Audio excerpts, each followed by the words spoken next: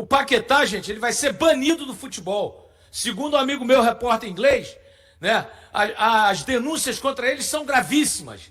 Em março ele será julgado e muito provavelmente banido do futebol. E esse cara veste a camisa da seleção brasileira. Né? É uma vergonha. Nós temos que ter... Não me importa o resultado. O Chile é um dos piores times das eliminatórias. O Brasil deve ganhar no segundo tempo. Não me interessa. Né? Mas é um futebol pobre, abaixo da crítica. Cabelinho pra lá, cabelinho pra cá, cabelinho pintado, brinquinho. Os caras não jogam porcaria nenhuma. Essa é a realidade. Né? As pessoas parecem... A imprensa parece que está maravilhada com a seleção. Né? Que falta faz o Galvão Bueno? Que falta faz o Galvão Bueno? Galvão, pelo amor de Deus, detona aí no seu canal, já que a Globo não tem opinião, porque quando o Galvão estava na Globo, ele detonava para 100 milhões de pessoas assistirem e ouvirem, né? Mas agora não tem mais o Galvão. É um bando em campo a seleção brasileira, ninguém fala nada. Mas Paquetá é uma vergonha, é uma excrescência. O cara está denunciado pela Federação Inglesa, vestindo a camisa amarela, denunciado por corrupção, levando cartão, né? Segundo as denúncias, levando cartão para favorecer apostadores, amigos dele de Paquetá. Isso é uma vergonha. Uma vergonha. Né? Ele não foi condenado, nem absolvido, então não deveria fazer parte da seleção. Olha lá, não estão nem mostraram o pênalti a favor do Chile. Olha lá, nem mostraram, a TV nem mostrou. Uma vergonha. Né? Um montão de ex-jogador que não sabe criticar a seleção, que não dá porrada, corporativistas comentando. Não são jornalistas. Por isso que eles não dão porrada, porque eles jogaram bola e tem medo de amanhã ou depois o jogador meter o pau neles. O único que ainda critica com sabedoria é o Júnior. O Júnior é um grande comentarista, tem personalidade, sabe? Qual é o critério? Eu não entendo também. O Danilo é um dos piores jogadores da história do futebol mundial. Um dos piores laterais que eu já vi na minha vida. O time não joga bem, o time é péssimo. Danilo, um ex-jogador em atividade, 2 Copas do Mundo, nunca fez nada, é capitão da seleção. Isso é uma vergonha para nós. Marquinhos, fracassado de seleção. Alisson Braço Curto foi cortado porque se machucou, mas estava convocado. Paquetá, jogador investigado por corrupção. Pelo amor de Deus, gente. Pelo amor de Deus. A culpa não é do Dorival. Tem que cair o presidente da CBF. Esse incompetente desse Edinaldo Rodrigues, que está viajando o mundo de primeira classe, tomando champanhe, comendo caviar, e que de bola não entende nada, de gestão não entende nada. E está no cargo por uma liminar do ministro Gilmar Mendes. Uma vergonha o que está acontecendo. Gente, depois de 7-1, foi uma vergonha. Depois de 7-1, foi uma vergonha. Né? O Brasil é uma vergonha depois de 7-1. Filipão, Júlio César, Michael, Dante, Davi Luiz e Marcelo. Luiz Gustavo, Fernandinho e Oscar. Bernard, Hulk e Fred. Era o time titular que jogou contra a Alemanha e tomou de 7-1. Depois entraram o Paulinho, Ramírez e por aí foi. Uma vergonha. Né? Pior que está acontecendo no Brasil, gente, é que os brasileiros pararam de torcer para a seleção, estão torcendo contra. Tem gente torcendo contra. Eu não tiro o direito de vocês, não. É um direito sagrado de vocês. Isso não nos representa. Isso é um bando em campo. Isso é uma vergonha, gente. Isso é uma vergonha. O que a gente está vendo é uma vergonha. É inimaginável o Brasil chegar nesse ponto da lama. Eles põem jogador para comentar, o jogador puxa o saco, corporativista. Você não vê o jogador dar uma porrada bem dada. Você não vê. Sabe por que eu estou revoltado? Porque eu acompanho essa seleção há 45 anos pelo mundo. Né?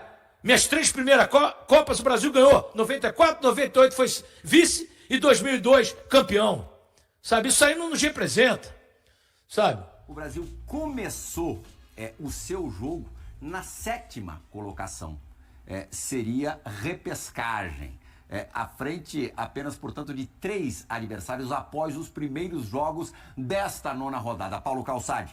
E aí, na casa do adversário, tudo bem que é um dos piores Chiles já vistos. Sofre um gol com 1 minuto. Um gol de pelo menos 3 falhas individuais. E o baque apareceu. Foi claro. Os primeiros 25 minutos foram terríveis. Pensar minutos terríveis nessa fase recente da seleção brasileira não é difícil. Não. Mas essa primeira metade de primeiro tempo contra o Chile está entre os piores. Olá, Plihal. Seja bem-vindo aqui no Linha. Fã de esportes também, um grande abraço E o Brasil pulou para quarto. Entendeu? Tava tudo um horror. Assim, eu vi essa data FIFA exclusivamente pelo viés do resultado. O Brasil precisava e precisa ainda de 6 pontos. Porque é o seguinte, se você for mirar no jogo da seleção, com 1-0, 1-1 ou 2-1 de virada, assim, não tem muitas. Não foi assim uma mudança da água para o vinho. Não foi um time horroroso para um time espetacular. Foi um time que jogou contra um adversário que conseguiu ser e era pior do que ele. É o momento ruim da seleção brasileira, que pegou um adversário que perdeu, não ganhou nenhum jogo fora, tem 4 derrotas, marcou um gol fora de casa e tomou 10. Quer dizer, o Chile não existe. E em casa também tem uma vitória. Tinha 5 pontos e permanece com 5 pontos. Então, deixar qualquer ponto em Santiago hoje seria um horror. Então, o Brasil conseguiu a missão. E por que eu estou focado só no resultado? Porque o resultado pode, talvez, criar um clima diferente para a retomada de um jogo consistente. Esse jogo não existe. Existe assim, tira o Savinho, põe o Luiz Henrique, tira esse, põe aquele, e vai vendo. Tentativa e erro. Eu era super favorável à entrada do Igor Jesus, mas o Endrick, a fila é do Endrick. Cara, para quem está precisando do resultado, não tem fila, tem a necessidade. E para mim o Igor Jesus foi uma escolha perfeita. Mas é um Brasil que conseguiu aquilo que precisava, o resultado. O jogo não conseguiu ainda. O jogo, talvez com 2 resultados favoráveis, a gente possa encontrar. Mas é uma seleção, assim, que hoje não tem condição de ganhar nada. Levemente, Vitor Birner, boa noite. Melhor, superior do que apresentou contra Equador e Paraguai na dobradinha anterior? Primeiro, boa noite, Plihal. Obrigado pela abertura tão generosa quanto exagerada. Boa noite, professor Calçade, Jean, aos fãs e aos fãs do esporte. Não. Fica de olho aí, Ronaldinho. Não acho que foi... Foi na mesma batida? Eu acho que sim, porque isso tem muito a ver com a incapacidade do Chile. O Chile dificilmente vai para a Copa do Mundo. O Chile e o Peru, próximo adversário do Brasil, são seleções muito fracas. A única coisa boa dessa atual eliminatória no que diz respeito à competição, talvez fosse manter todo mundo vivo até o final. Até o último, já que quase todo mundo vai. E nem isso vai acontecer, né? Nem isso vai acontecer. E hoje, assim, é muito fácil a gente identificar problemas da seleção. E é difícil a gente achar virtudes. As virtudes, para mim, tiveram muito mais a ver com algumas atuações individuais, em especial do Savinho. Que, no final das contas, quando a seleção não construía coletivamente, dá bola no Savinho e ele deu muito trabalho ali, sobrecarregou o lateral esquerdo chileno de faltas, tomou amarelo, obrigou o treinador do Chile a trocar o seu lateral. Você acha alguma coisa ali boa? O Igor Jesus, obviamente, porque nas raras chances, ou na rara chance que teve, fez um gol num momento difícil, e aí tem a coisa da camisa da seleção. Mas tem uma coisa que me preocupa muito, eu acho que a seleção vai demorar para criar. Essa seleção não tem líderes que sejam essenciais, porque o Brasil toma um gol no começo do jogo nas costas do seu líder principal, que é o Danilo, numa falha que está olhando o jogo. Ele não tinha ninguém para marcar, ele só tinha que estar marcando o jogador que estava nas costas dele. Do lado do seu zagueiro, que é o outro líder da seleção, o Marquinhos, numa falha, não é uma grande falha, mas era uma bola defensável, do seu goleiro, que é... Não é grande falha? É uma falha, a grande falha, é uma falha. Se o Alisson estava roubado. Que é outro jogador experiente. Então, a gente vê que os atletas que deveriam ser referências para a seleção ter um comportamento mais consistente, para que as individualidades pudessem render, para que os jogadores conseguissem raciocinar, os mais jovens. A gente via a seleção, inclusive o Savinho, muito nervosa no início do jogo, erra um drible, dá um soco no chão, coisas que no dia a dia do clube não acontecem. Esses caras não conseguem liderar a seleção. E aí, fica na mão de um monte de jogadores jovens e um treinador que, por exemplo, está procurando os volantes. Fica falando, trocou os volantes do primeiro para o segundo tempo. Nenhum deles jogou muito bem. Qual volante ele tem que convocar? Quem ele tem que colocar ali? E os jogadores nos clubes jogam bem. Então são tantas questões problemáticas que não dá para elogiar uma vitória contra o Chile, como disse o Calçade, importante que ganhou e quem sabe gere alguma coisa anímica para que a seleção melhore um pouco. O jogo contra o Peru é um jogo muito fácil. Né? Agora, eu não estou esperando um grande desempenho.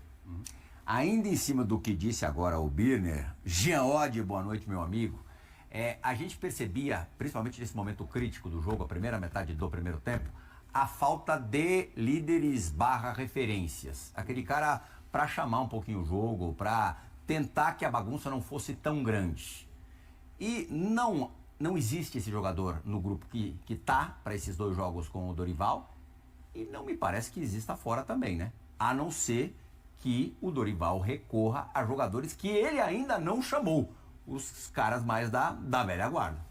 Tudo bem, Plihal? Boa noite. Bem-vindo ao Linha, né? É surpreendente que você, um baluarte da ESPN, esteja pela primeira vez. Era o que faltava, sabia? Imagino. O que eu não havia apresentado Eu aí. imagino. Então, enfim, bem-vindo. Fiquei até surpreso com o fato de ser a sua primeira vez apresentando o Linha, e talvez seja o que de mais relevante temos na noite. Que isso? Obrigado. Não, porque, sinceramente, cara, entra jogo, sai jogo da seleção brasileira, e aí não tem a ver só com a seleção brasileira, mas tudo é de uma irrelevância tão grande, né? A gente se esforça para tentar apontar relevâncias nesses jogos, mas assim, seja nesse caso de hoje, pelo nível baixíssimo do adversário, que time fraco que tem o Chile, então, seja pela fórmula insossa de disputa, como você disse, talvez a única coisa boa fosse chegar ao final da disputa e tá todo mundo na briga, mas nem isso vai acontecer. Então, é um negócio que realmente nem a vitória me parece algo muito relevante, porque alguém acredita que o Brasil possa mesmo ficar de fora.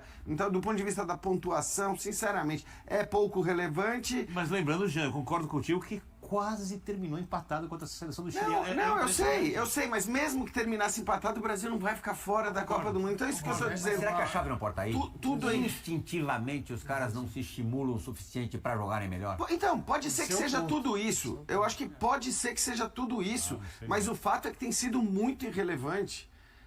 Tem sido muito irrelevante falar da seleção brasileira, falar dos jogos, então, seja pelo nível do adversário, seja pela fórmula, seja pelo que foi o jogo, para não ser muito mal-humorado, né? E eu acho que se alguém chamou a responsabilidade, se alguém tentou, esse alguém de fato foi o Savinho, um garoto de 20 anos, mas para não Ele ficar... fominha, mas é melhor assim do que ser Mas um nesse bicho. caso, agora, só para não deixar passar, se é para apontar alguma coisa relevante, vou apontar como relevante o Botafogo. O Botafogo Verdade. nesse estado iluminado, porque com o Igor Jesus, que não podia fazer muito mais no primeiro tempo, a única bola que chegou para ele foi muito bem para colocar nas redes, e depois o Luiz Henrique Você sabia que entrando isso no segundo não é tempo, necessariamente... em poucos minutos, e dando a vitória ao Sim, Brasil. E fez uma bela jogada no segundo gol. Mas não necessariamente é uma boa notícia pro botafoguense. Não, claro.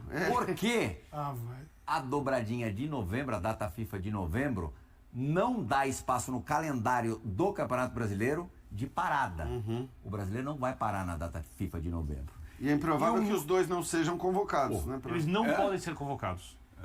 Tá bom. Mas essa é uma história para depois. Se eles forem bem na terça-feira, duvido que eles não sejam Eles convocados. merecem, olhando para a seleção, eles têm que ser convocados, mas Eles olhando provavelmente querem. mas olhando por quem deve ter a prioridade, que é o clube que paga o salário, que investe, que é o trabalho no dia a dia, que projeta o atleta, que o leva a seleção brasileira, eles não podem ser convocados. Veremos. O Botafogo vai dizer, não, eu até acho que você, tá? Estou falando que eles não podem ser. Esse chega Mas eles pro vão. treinador que tá na corda bamba. Essa é uma rodada extra daqui, é uma rodada pro Dorival ficar no cargo. Sobreviver. Sobreviver. Se ele perde pro Chile ou empata.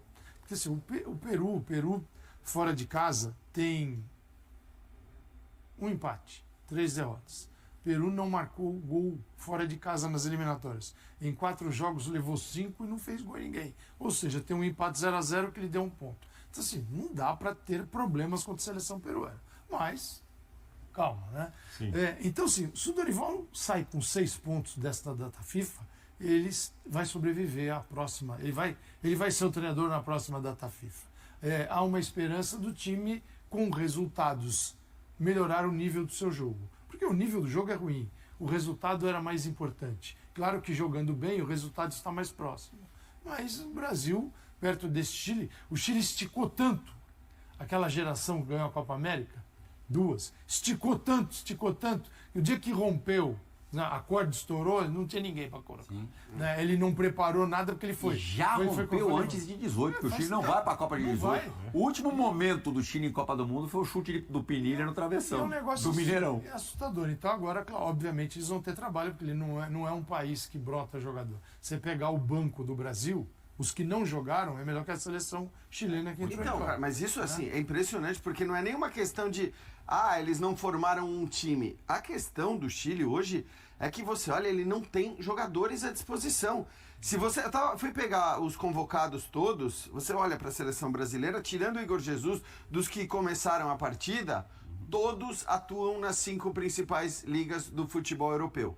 Sabe quantos convocados das 5 principais ligas do futebol europeu? E eu falo delas porque é onde estão os principais jogadores É uma referência. do planeta. É uma É o referência. melhor termômetro possível. Sabe quantos jogadores do Chile nessas 5 principais ligas? O Maripã, o capitão do Chile, o zagueiro, que atua no Torino. Não é que o cara é um que atua no Manchester City, não, ele joga no Torino. Então, assim, de todos os convocados, o Chile tem um jogador que atua nas 5 principais ligas da Europa. Isso dá uma O dimensão. trio brasileiro de no como é meio ruim, de né? campo, na linha de 3 ali, era Manchester City, Barcelona e Real Madrid. Assim, Isso também não é referência nenhuma. O cara do outro lado... Eu fala, acho que estão jogando a "Dane-se." discussão muito pra cima. Eu acho que se você colocasse contra a seleção chilena um Botafogo, aí você pega no lugar do Almada, Ganhar. bota o Rodrigo. No lugar do... Não precisa... No lugar do Não é pra- Savarino, Não, você bota pôs do lado você do pôs do esquerdo. Botafogo mesmo. Você ganha o jogo do Chile. óbvio, Você mas- ganha com mais facilidade. Não, mas peraí, não é jogar pra cima. A questão é olhar pra fragilidade desse time do Chile, olhar pra onde jogam os seus jogadores, quer dizer, na sua maioria. Então, ok, você tem Algumas alguns que equipes atuam brasileiras no são melhores Brasil. que a seleção chilena. É claro, o Chile é muito Algumas frágil. mesmo. Cara, eu acho muito assim, não é fácil também O Brasil sofreu muito pra ganhar. você reunir jogadores, reunir e montar times eficazes a partir da reunião. Só porque eles estão reunidos, você monta uma seleção. Claro que quando você tem caras que jogam no mais alto nível, em ligas e em clubes importantes, significa que eles têm relevância. Mas não é só juntar os caras. E aí você precisa de um perfil, de um caráter, de alguém, de comportamentos dentro de campo, de líderes, de caras que falam assim, tudo bem, vamos arrumar a casa aqui, as coisas não estão boas, mas você acredita naquele teu companheiro. Assim, um desses caras hoje, o primeiro minuto, que é o Danilo. O Danilo, Talvez ele não o é único um com esse perfil, né, líder Calçado? técnico, mas ele é um cara hiper esclarecido Sim. e um jogador que cumpre uma missão. Ele não é um lateral que vai ocupar o trilho ali, vai chegar à linha de fundo. Ele fica por dentro, o Abner aberto aqui, o Savinho na outra ponta, os dois aqui, Rodrigo e Rafinha, tentando se entender com o Igor Jesus. Isso era o Brasil. Mas esse cara falha com 1 minuto. Você não pode jogar com linha de 3 e botar o Danilo para fazer a ala. Você tem que tirar. A hora que você faz linha de 3, sai o Danilo do time olhar pros e bota jogadores. um ponta, porque você está perdendo o jogo. Uau, Estevam, você vai jogar nessa beirada aqui, ela é sua. Só para dar um exemplo. Mas técnicos Mas- fazem isso em seleções. Não fazem. Eu acho que assim, Eu acho que aí é do treinador. se você Aí olhar é das escolhas do treinador. A Inglaterra era 4-4-2, era por princípio, por ideia, né? Doutrina. Tanto que é uma doutrina, tanto que, né, tem a revista e tudo mais, e eles mudaram. Num determinado momento eles mudaram porque viram a necessidade. A própria Itália, que fez uma Euro muito feia, o mesmo técnico que fez uma Euro muito feia, porque tinha uma ideia de jogo que vinha do Napoli, com a linha de 4 atrás, mudou. E a partir da mudança está fazendo uma Nations muito boa, né? Jogando com 3 zagueiros, jogando com os alas. Então, assim, eu acho que às vezes você tem que olhar, por mais que a tradição do país, por mais que o clamor, né? No caso do Brasil, por exemplo, por laterais que avançam. Hoje a gente não tem esses laterais, cara. Ele tá testando um lateral atrás do outro, ali do lado esquerdo, cada hora ele usa um lateral para tentar encontrar uma solução. O Danilo, e muita gente se irrita com o Danilo fixo ali, mas é que o Danilo te dá uma segurança, hoje não deu, evidentemente falhou e falhou feio, de todas as falhas no primeiro gol, no gol do Chile, eu acho que a dele é a pior. Eu acho a do Ederson pior. Talvez a gente tá pau a pau. Pra mim, a do Danilo é bem pior. Não, acho que talvez esteja pau a pau, mas tem outras falhas O ali. Danilo, a vida dele é ter bola nas costas, invertida e pegando. Porque o na Vargas. área pra ele marcar, O Vargas é tem uma bola muito fácil pro o gol. Vargas tem 1,75m, o Danilo tem 1,84m. O Danilo já é fisicamente superior ao Vargas. O Vargas, o que ele faz? Ele sai da área, do miolinho da pequena área, ele não vai disputar a bola com os caras lá. Ele sai e pega as costas do lateral, que A vida do Danilo é tá mapeando o tempo todo. Isso, é ver verdade. se não tem ninguém. E deixar cruzar mole, Um mole minuto também. ele olha e fala, e gol. E é bom dizer, o Danilo, que era uma peça intocável na Juventus no ano passado, com a chegada do Thiago Motta, técnico brasileiro, virou reserva. Hoje o Danilo é reserva da Juventus. Então assim, a gente tá falando... Mesmo com a lesão do Bremer? Mesmo com a lesão do Bremer. Mesmo com a lesão do Bremer. E o Ederson falhou. O Kalulu vai passar a jogar como zagueiro. E hoje tem sido assim. Eu não sei se vai mudar, se ele vai voltar em algum momento, se tem uma questão física ali, mas o fato é que um cara que era intocável na temporada passada, capitão, respeitadíssimo pela torcida, nesse momento é E reserva da saíram Juventus. dois, quer dizer, estão fora. Um saiu, o outro tá fora de combate, dois zagueiros da Juventus, né? É. O Bremer e o Alexandro, né? Exatamente. É porque o Alexandro, como a Juventus vinha jogando com 3 zagueiros, também jogava como zagueiro pela esquerda.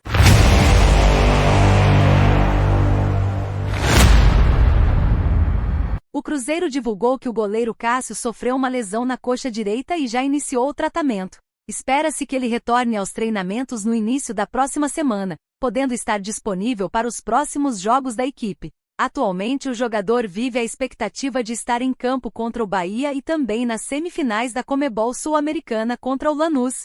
Além disso, o atacante Lautaro Dias está em controle de carga e o volante Matheus Henrique está em tratamento conservador de lesão no quadril. O Cruzeiro só volta a jogar na próxima semana devido à data FIFA. E aí, galera? O que acharam? Deixe nos comentários. Não se esqueçam de deixar o like e de se inscreverem no canal e ativar o sininho para receber as notificações. Até mais, Nação Celeste! Vamos pra frente!